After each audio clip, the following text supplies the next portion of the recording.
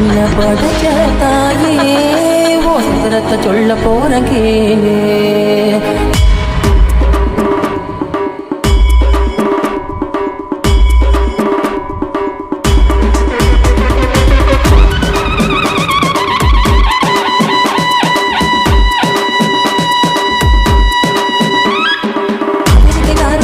தடுமாறி நின்ன அம்மா வாசல் தேடி வந்த பட்டு தடுமாறி மனகலங்கி நின்ன ஆத்தா உன்ன நான் மனசுல நினைச்சேன். மனமும் குளிந்ததம்மா அன்னை தரிசனம் கிடைத்ததம்மா.